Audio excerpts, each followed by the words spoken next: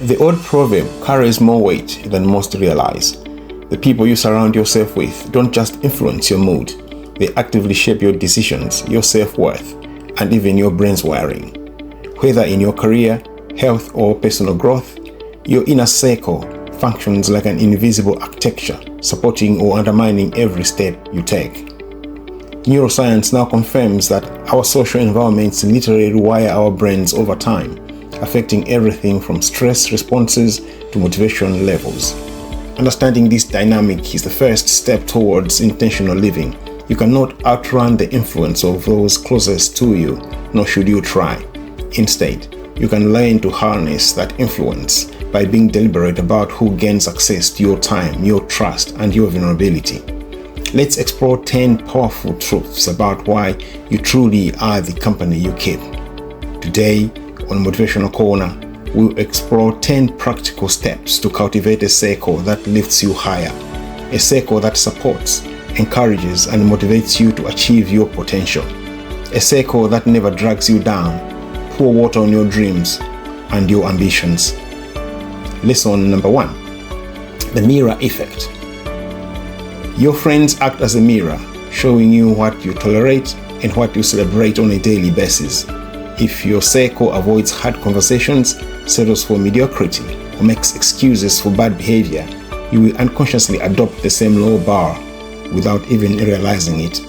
This happens because humans are deeply social creatures who rely on group norms to determine what is acceptable. When everyone around you shows up late, you stop valuing punctuality. When gossip is the main currency of conversation, you begin to see it as normal. Conversely, being around people who pursue excellence gently forces you to raise your own expectations without them ever saying a critical word. Their discipline becomes your gentle pressure. Their integrity becomes your quiet benchmark. Over time, you stop asking what you want and start becoming what your circle already is. Lesson number 2, emotional contagion is real. Decades of psychological research confirm that emotions are highly contagious within close relationships, often spreading faster than a common cold. If your support system constantly vents, catastrophizes, or complains about every minor inconvenience, you will likely absorb that anxious energy within weeks. This happens through mirror neurons in your brain, which unconsciously mimic the emotional states of those around you. On the flip side, calm, optimistic people can literally help regulate your nervous system over time. Being around someone who breathes through stress rather than exploding teaches your body a new response pattern. This is why therapists often ask about your social circle first, because no amount of personal coping skills can fully protect you from the daily emotional weather of your closest relationships. Choose your company as if your mental health depends on it, because it absolutely does. Lesson number 3, ambition needs fuel.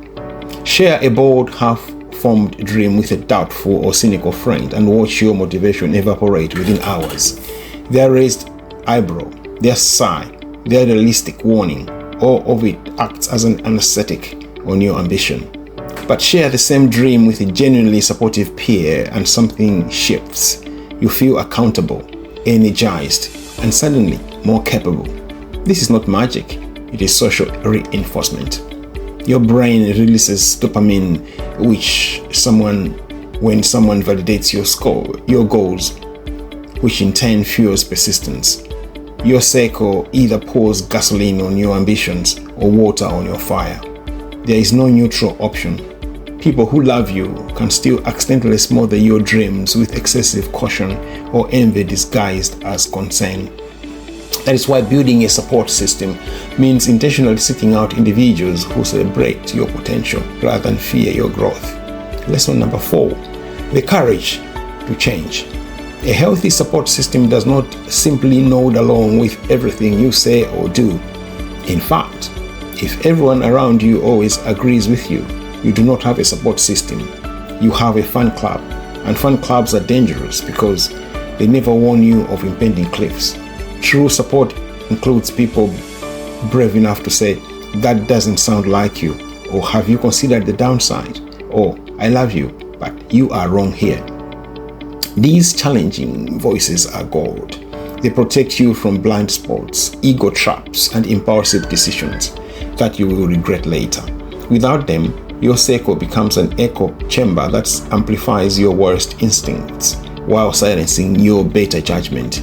The strongest support systems are not the ones that feel most comfortable in the moment, but the ones that make you feel safe enough to be uncomfortable for the sake of growth. Lesson 5. Boundaries become contagious. If everyone around you overcommits, neglects rest, answers emails at midnight, and tolerates disrespectful treatment, you will likely do the same. This is not a character flaw. It is a social conformity, and it operates beneath your conscious awareness. Your brain constantly scans your environment for behavioral norms, then quietly adjusts your own actions to match. But here's the good news. When you keep company with people who say no gracefully, protect their time, leave events when they are tired, and speak up for their needs, their habits become your new norm. You do not have to white-knuckle your way to better boundaries. You simply need proximity to people who already practice them. Boundaries are caught more often than taught. Your nervous system learns safety by watching someone else demonstrate it first. That is why upgrading your circle is one of the most effective boundary strategies available. Lesson number 6. The comparison trap, or the inspirational ladder. Surrounding yourself with insecure competitors turns every success into a silent contest, and every failure into a shame spiral. In such circles, you cannot celebrate openly because someone will feel threatened, nor can you struggle honestly because someone will secretly rejoice. This dynamic drains your energy and warps your perception of your own worth. However, keeping company with people who openly share lessons, celebrate wins without envy, and acknowledge their struggles without performative humility flips the script entirely. Comparison stops being a trap and becomes a ladder. You stop asking, why not me? And start thinking, if they can learn this, I can learn now. The difference is not in your personality, but in your proximity. The same brain that feels jealous in one environment will feel inspired in another. Change the company and you change the chemical reaction. Lesson number 7. Resilience is shared, not solo. When life collapses, illness, job loss, grief, betrayal, your support system either catches you or abandons you. There is no middle ground in a crisis. Surface level friends disappear when the asking becomes heavy. They send a text or two, then vanish because your pain makes them uncomfortable. But a true circle shows up with meals, silence, presence, and the willingness to sit in the dark with you without trying to fix everything. Building resilience is not about being tough alone. In fact, research on human resilience consistently finds that the single strongest predictor of bouncing back from trauma is the presence of at least one reliable, emotionally available person. Without that, even the strongest individual crumbles eventually. Your circle is not decoration for your good days. It is the foundation for your worst ones. Choose people who will stay when staying costs something. Lesson number 8. Identity drift happens quietly. Over 6 to 12 months, you will absorb the vocabulary, habits, priorities, humor, and even the political leanings of those you spend the most time with. This is not speculation. It is the well-documented phenomenon of identity drift. If your circle gossips, you will start gossiping without noticing. If they read books and exercise regularly, you will drift that way too. If they are chronically late or financially irresponsible, do not be surprised when your own patterns shift. The drift is subtle but undeniable, like the slow turning of a ship. You do not feel it happening moment to moment, but when you look back after a year, you will see a different person in the mirror. That person was written by your social environment. Choose your companions as if they are ghostwriting your future self, because in a very real sense, they are. Lesson number 9, quality over proximity. You may work with, live near, or share decades of history with certain people, but proximity and length of acquaintance are not the same as genuine support. A true support system is defined by mutual respect, reliability, emotional safety, and the willingness to show up consistently, not by convenience or shared geography. You are allowed to enjoy your co-workers without making them your confidants. You can love your family members while keeping them at a healthy emotional distance. You have permission to outgrow childhood friends without guilt. Building your circle does not mean being cruel to anyone. It means being honest about who deserves access to your inner world. Quality over proximity is a difficult lesson because our culture romanticizes loyalty regardless of cost. But real loyalty flows both ways. If someone drains you more than they hold you, proximity is not a reason to keep them close. Lesson number 10, you can change your circle. If you realize your current company is dragging you down, you are not trapped and you are not disloyal for wanting something different.